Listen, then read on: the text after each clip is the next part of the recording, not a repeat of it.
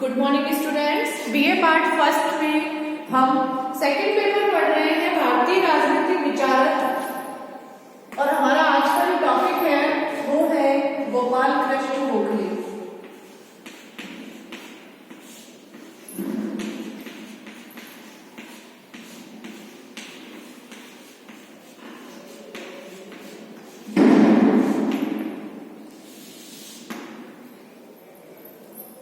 गोपाल कृष्ण गोखले, इनका गोपाल कृष्ण गोखले जो थे वो उदारवादियों के शिरोमणि नेता थे। भारत की जो राष्ट्रीय स्वाधीनता के लिए जो संघर्ष था, उस संघर्ष के अंदर इनने महत्वपूर्ण भूमिका निभाई थी।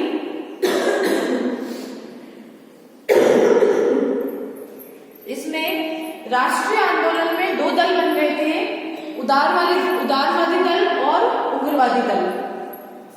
उदारवादी दल के जो थे शिरोमणि नेता थे गोपाल कृष्ण गोखले, और इसके साथ इनके अन्य नेता थे एओमू, दादाभाई नौरोजी, सुरेंद्रनाथ बनर्जी, बद्री प्रसाद मेहता, फिरोज शाह मेहता, महात्मा गांधी, पंडित जवाहरलाल नेहरू। तो ये सभी जो नेता थे ये जो थे उदारवादियों के थे, और राष्ट्रीय आंदोलन के उदारवादी नेताओं को नरम दल का कहा जाता था, क्योंकि इन्होंने इनकी जो प्रवृत्ति थी वो नरम तरीकों से काम निकालने की थी अंग्रेज सरकार से। इन नेताओं को सामान्यतया आरामदायक कुर्सी के राजनीतिज्ञ समझा जाता था। ऐसी बात नहीं थी कि गोखले के संबंध में तो ऐसी किसी बात की कल्पना ही नहीं की जा सकती। देश के प्रति अटूट निष्ठा, तप, त्याग, लगन और अथक परिश्रम में वे राष्ट्रीय आंदोलन के अन्य किसी भी नेता से पीछे नहीं थे। तिलक जो थे वो बहुत ही छोटी आयु में उन्होंने अपने आप को देश सेवा के लिए पूर्णतः समर्पित कर दिया, और विविध रूपों में देश की अपरिमित सेवा भी उन्होंने की थी। तो गोपाल कृष्ण गोखले जो थे उनके अंदर अनेक गुण थे, और उनमें सबसे प्रधान गुण जो था वो ये था कि उन्होंने बहुत छोटी उम्र में उन्होंने निस्वार्थ निष्ठापूर्वक अपने आप को देश सेवा के लिए समर्पित कर दिया।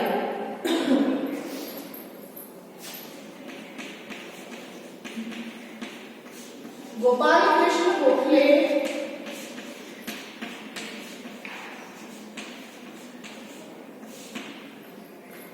में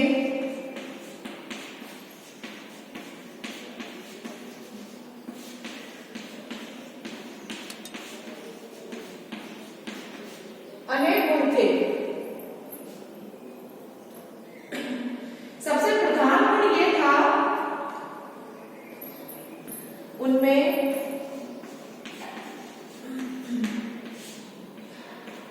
सबसे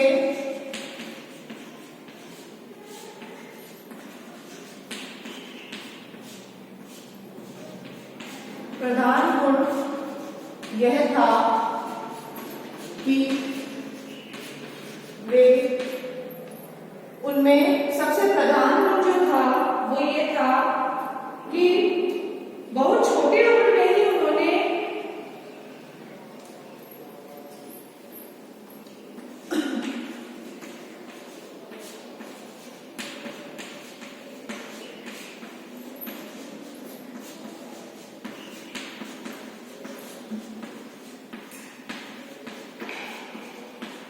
छोटी उम्र में ही उन्होंने निष्ठापूर्वक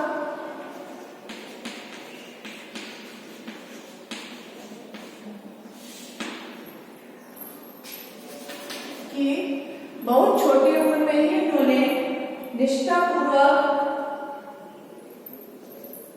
निस्वार्थ रूप से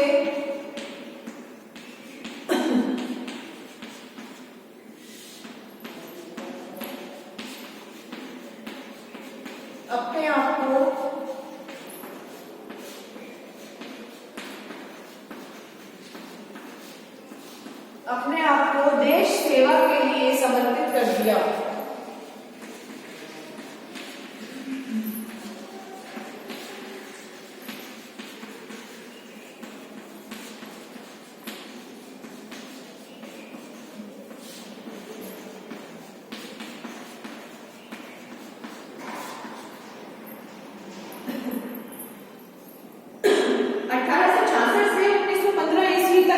गोपाल कृष्ण गोखले।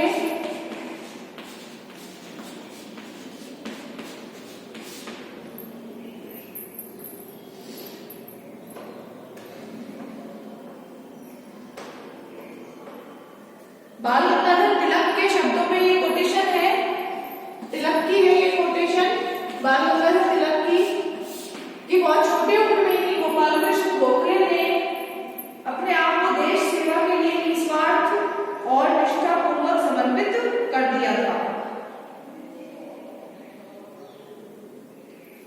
इनका जो जन्म हुआ था वो था इनका 1866 में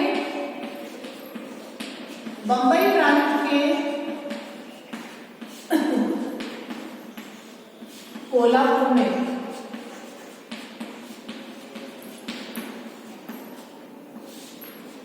कोल्हापुर जिले में हुआ था इनका।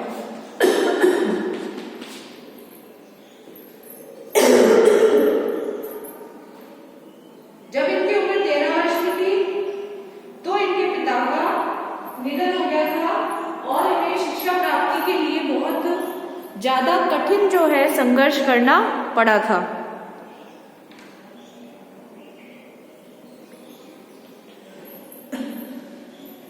गोपाल कृष्ण गोखले जो थे वो अद्भुत प्रतिभा के धनी थे। इनके दिल और दिमाग की अद्भुत योग्यताएं थी और जीवन में बड़ी तेजी से इन्होंने उन्नति की थी। 18 वर्ष की आयु में ही ये स्नातक हुए और 20 वर्ष की आयु में पूना के अंग्रेजी स्कूल में ये अध्यापक हो गए थे। आगे चलकर विख्यात फर्गूसन कॉलेज के रूप में ये विकसित हुआ था और गोखले इस कॉलेज से 1902 ईस्वी में प्रिंसिपल के पद से रिटायर भी हुए थे। गोखले जो थे वो उनकी बुद्धिमत्ता से महादेव गोविंद रानड़े जो थे वो बहुत ही ज्यादा प्रभावित थे और गोखले ने अपना सार्वजनिक जीवन जो है वो जस्टिस रानड़े के शिष्य के रूप में प्रारंभ किया था। गोखले ने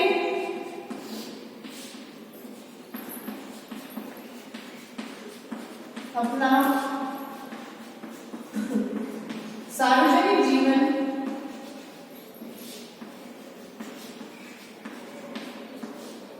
जस्टिस महादेव गोविंद रानड़े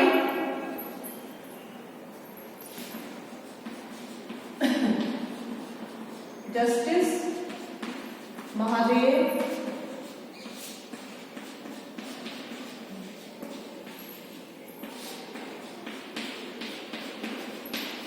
गोविंद रानड़े के शिष्य के रूप में प्रारंभ किया।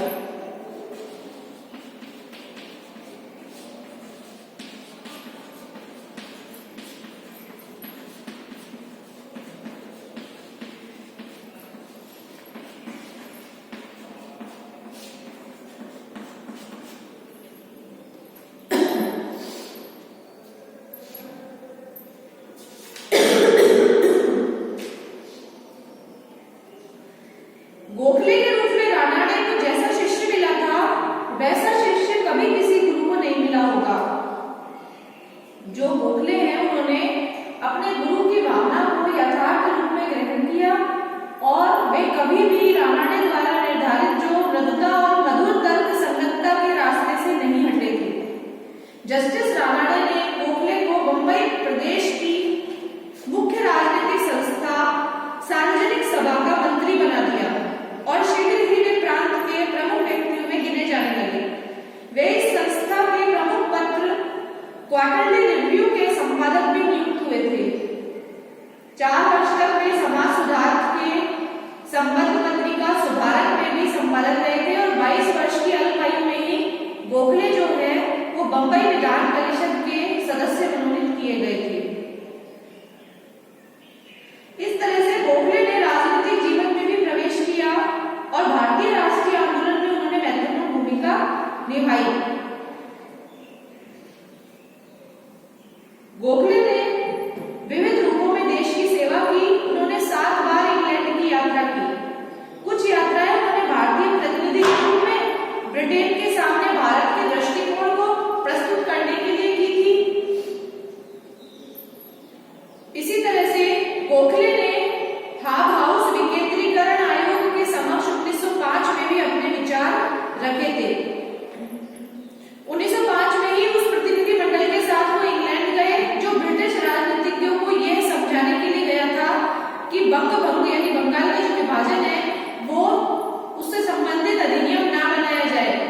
लेकिन उनके आग्रह का ब्रिटिश नेताओं के ऊपर कोई प्रभाव नहीं पड़ा था।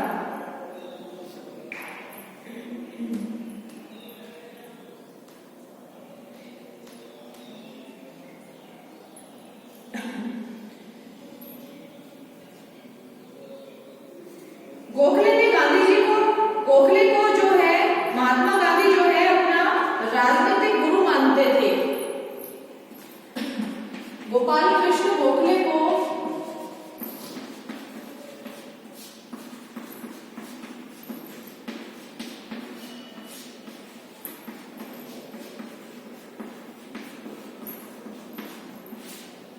महात्मा गांधी अपना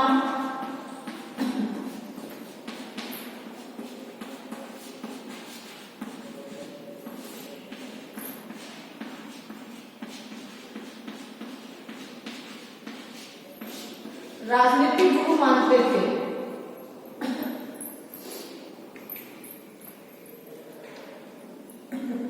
और गोखले के मन में गांधी जी के लिए गहरा स्नेह और सम्मान था। गांधी जी उन्हें पुण्यात्मा गोखले कहा करते थे। गांधी जी जो थे वो गोपाल कृष्ण गोखले को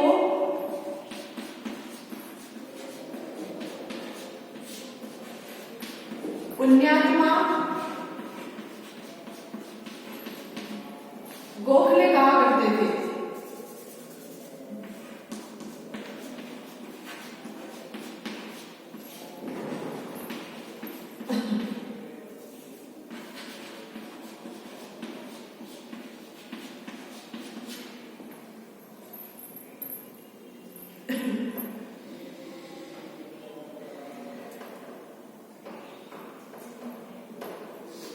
गोखले का 19 फरवरी 1915 को 49 वर्ष की अल्पायु में ही देहावसान हो गया। और उनके देहांत के बाद इंग्लैंड की लॉर्ड सभा में बोलते हुए लॉर्ड कर्जन ने कहा था कि उन्हें कभी किसी भी राष्ट्र का ऐसा व्यक्ति नहीं मिला जिसमें सबसे ज्यादा संसदीय प्रतिभा हो। उनकी मृत्यु हो गई थी 19 फरवरी 1915 को। 49 वर्ष की अल्पायु में ही उनका निधन हो गया था। भारतीय राजनीति की जो उग्रवादी धारा थी उसके जुड़े हुए व्यक्तियों विशेषतया तिलक के साथ उनके मतभेद थे, लेकिन इन मतभेदों में कोई संगीनता नहीं थी। सन 1908 से 11 के वर्षों में गोखले ने तिलक के कारावास से मुक्ति के लिए भारी प्रयत्न किए थे। ब्रिटिश सरकार ने उन्हें नाइटहुड की उपाधि देने का प्रस्ताव किया, जिसे उन्होंने अस्वीकार कर दिया।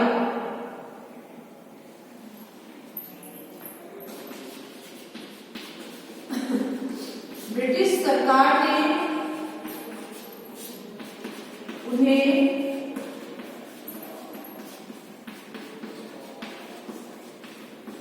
नाइटहुड की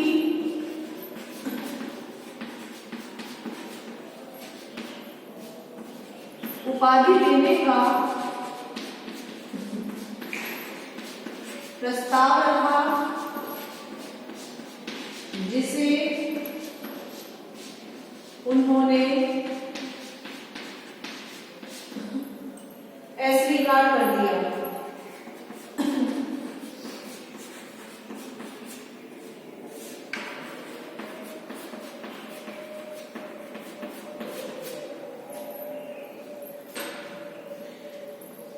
उन्होंने भारत मंत्री की परिषद की सदस्यता ग्रहण करने से भी इनकार कर दिया था।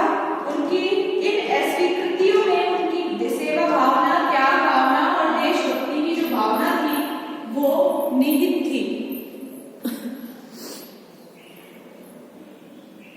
नोट कर लीजिए आप इसे। गोपाल कृष्ण गोखले का जीवन परिचय।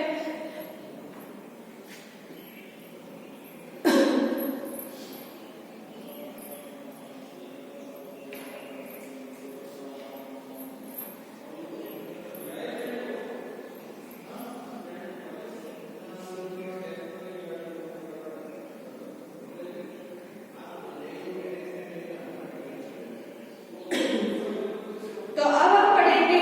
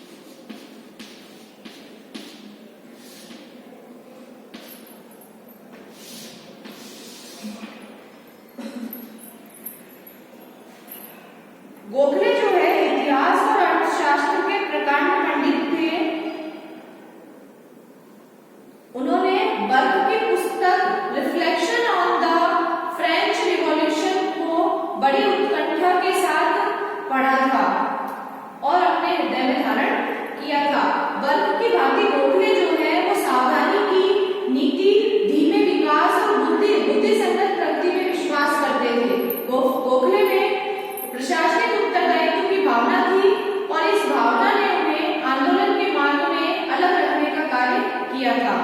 इसके अतिरिक्त गोखले जो थे वो रानडे के शिष्य थे और रानडे ने उन्हें एक निश्चित राजनीतिक दृष्टिकोण दिया था। गोखले पर एक अन्य उदारवादी नेता फिरोज शाह मेहता का भी बहुत ज्यादा प्रभाव पड़ा था, जो उन्होंने फर्गुसन कॉलेज पूना के प्रिंसिपल सलवाई और सर विलियम वेडरबर्न जैसे अंग्रेज से भी उनका घनिष्ठ संपर्क था। गोखले स्वयं भी आदर्शवादी के स्थान पर एक यथार्थवादी और व्यवहारिक बुद्धि के धनी थे। वो अपने हृदय को मस्तिष्क पर कभी हावी नहीं होने देते थे। उनके इस स्वभाव और समस्त शिक्षा दीक्षा ने उनमें ब्रिटिश उदारवाद के प्रति भारी विश्वास उत्पन्न कर दिया था और उन्हें रचनात्मक राजनीतिज्ञ के रूप में कार्य करने के लिए प्रेरित किया था। वे ऐसे व्यक्ति थे जो आंदोलन का मार्ग अपनाकर तुरंत ही देश की स्वतंत्रता प्राप्त करने की बात को अविवेकपूर्ण और अव्यवहारिक समझता है, जो संवैधानिक विकास के मार्ग को अपनाकर धीरे धीरे इस दिशा में आगे बढ़ने की सोचता है।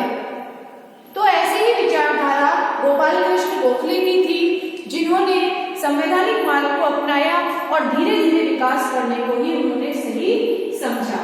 तो इस तरह से जो गोपाल कृष्ण गोखले हैं, अगर हम उनके राजनीतिक चिंतन को देखें तो उसमें कई बातें महत्वपूर्ण है। जैसे पहली बात यह है कि ब्रिटिश जाति की उदारता और न्यायप्रियता में विश्वास।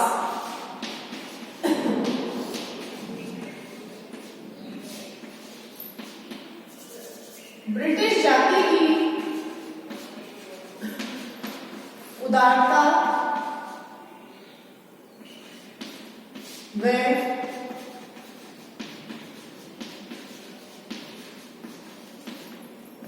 न्यायप्रियता में विश्वास। उदारता व न्यायप्रियता में विश्वास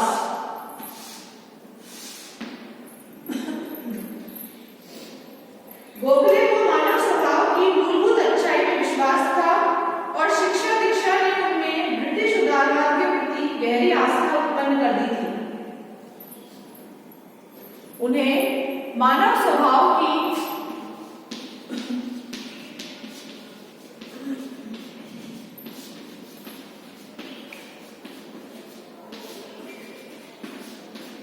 मूलभूत अच्छाई में विश्वास था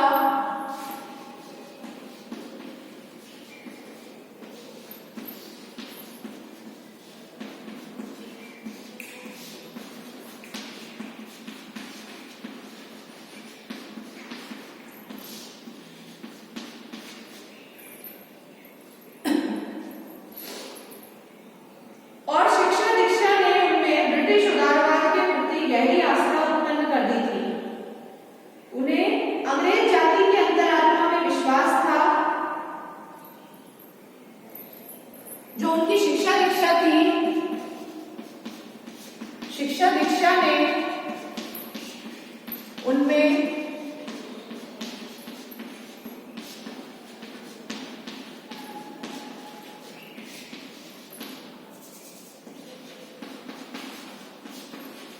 अंग्रेज जाति के प्रति उदार बना दिया था। उदारता का जो भाव था वो उनके हृदय में उत्पन्न किया था। इसीलिए उनकी शिक्षा दीक्षा ने उनमें अंग्रेज जाति के प्रति गहरी आस्था जो थी, प्रति गहरी आस्था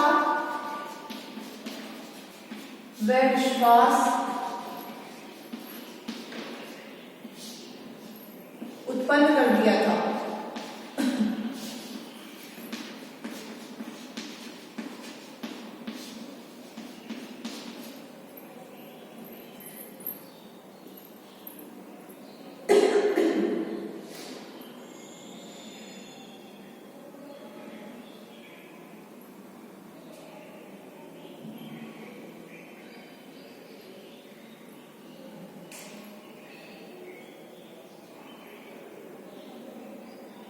दादाभाई नौरोजी की तरह गोपाल कृष्ण गोखले भी आशा करते थे कि इंग्लैंड में एक नए ढंग की राजनीतिज्ञता का उदय होगा और भारत के साथ न्याय किया जाएगा और ब्रिटिश जाति की जो उदारता है और न्यायप्रियता का है उसका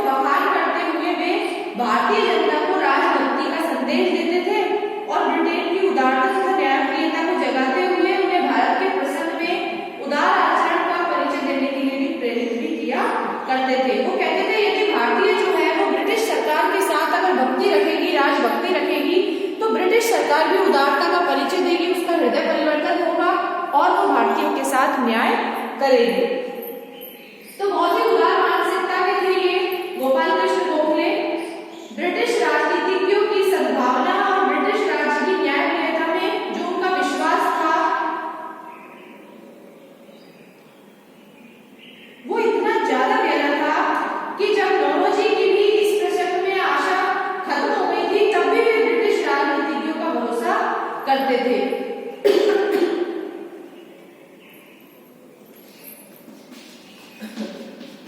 ब्रिटिश राजनीतिज्ञों की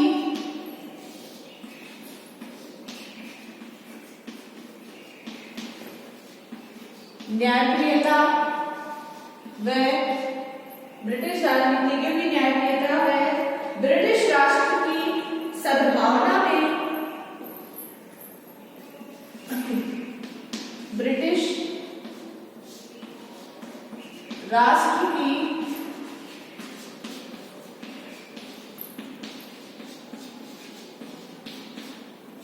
सद्भावना में उनका विश्वास इतना गहरा था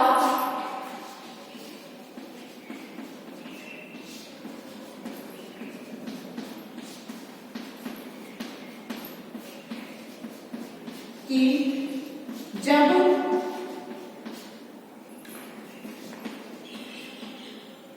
दादा भाई नौरोजी जो थे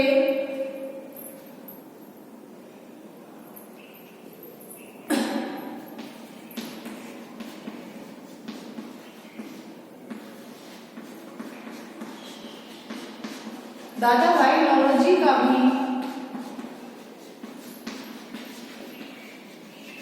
विश्वास डिग गया था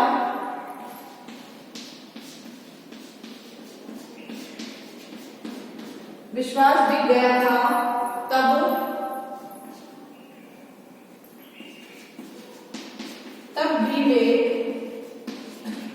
जो ब्रिटिश शासन है और ब्रिटिश राजनीतिज्ञ है उस पर भरोसा करते थे। तब भी वे ब्रिटिश राजनीतिज्ञों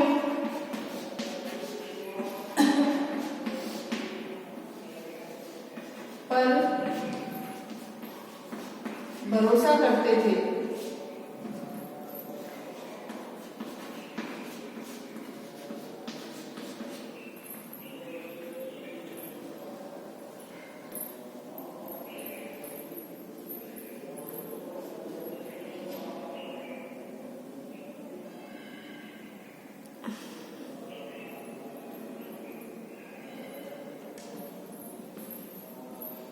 गोपाल कृष्ण गोखले जो थे, लेकिन 1909 का जो भारत शासन अधिनियम था, उसकी व्यवस्था और उसके अधिनियम की जो क्रियान्विति थी, उसकी क्रियान्विति को देखकर उनकी जो आस्था थी वो जीवन के अंतिम वर्षों में अवश्य कमजोर हो गई थी।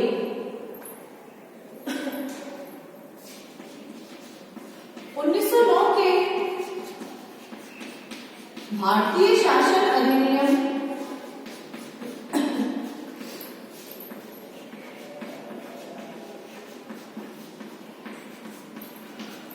वे उस अधिनियम की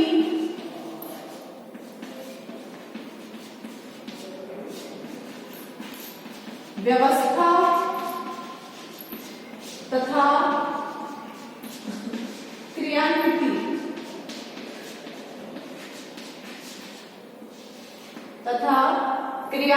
को देखकर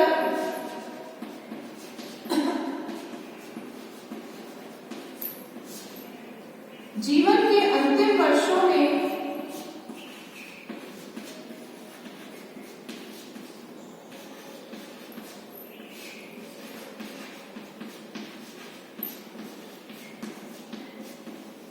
उनकी आस्था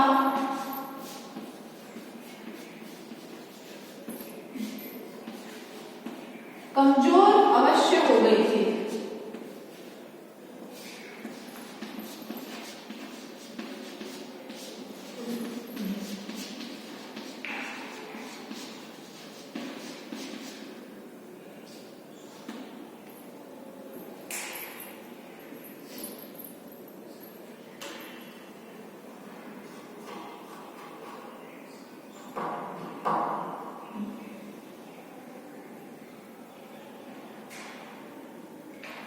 नोट कर लीजिए आप इसे। गोपाल कृष्ण गोखले जो है वो अंग्रेजों की न्यायप्रियता और ब्रिटिश जाति की जो विश्वास था, सद्भावना जो थी, उसमें गहरा विश्वास रखते थे। और उनका विश्वास इतना गहरा था कि वे दादा भाई नौरोजी का भी विश्वास जब डिग गया था तब भी उनका विश्वास अंग्रेजों की न्यायप्रियता पे से नहीं हटा था। उन्हें लगता था कि जो अंग्रेज है वो भारत के साथ न्याय अवश्य करेंगे। उनका विश्वास था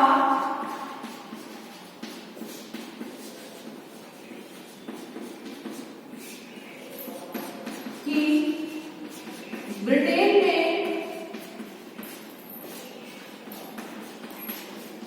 एक नए राजनीतिज्ञ का उदय होगा या एक नई राजनीतिज्ञता का उदय होगा, एक नए ढंग की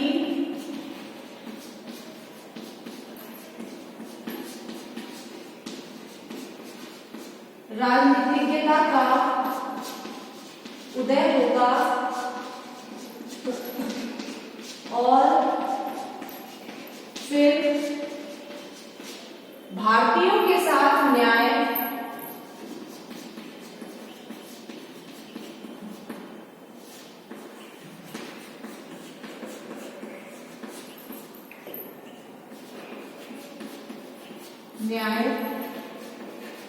अवश्य किया जाएगा।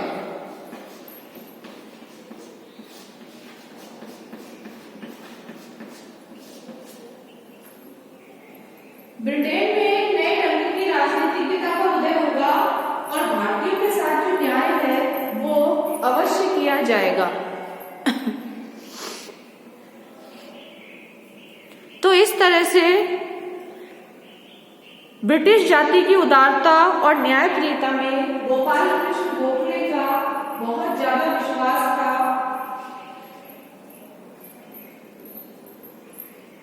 लेकिन जीवन के अंतिम वर्षों में उनका विश्वास दिख गया था, कमजोर पड़ गया था, क्योंकि जब 1909 में उन्होंने देखा कि जो भारत शासन अधिनियम लागू किया गया है ब्रिटिश सरकार के द्वारा, उसमें भारतीयों को स्वशासन देने के लिए कोई भी कदम नहीं उठाए गए हैं। जो अधिकार रखे गए हैं वो ब्रिटिश सरकार के पास, स्वयं के पास रखे गए हैं।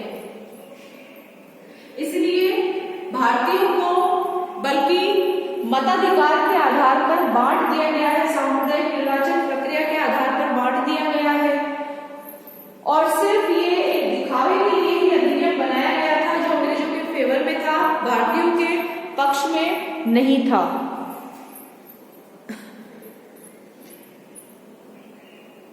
उन्हें हमेशा से ही लगता था कि ब्रिटेन में जब भी नए राजनीतिज्ञ का उदय होगा, नई राजनीतिज्ञता का उदय होगा, नए प्रकार की राजनीति आएगी तो भारतीयों के साथ न्याय अवश्य किया जाएगा। लेकिन भारतीयों को जो है वो अंग्रेजों की न्यायप्रियता में विश्वास रखना होगा। उनकी जो भक्ति है, राजभक्ति है, वो अंग्रेजों के प्रति होनी चाहिए, जिससे कि अंग्रेज सरकार उनके साथ न्याय करे। नोट कर लीजिए आप इसे।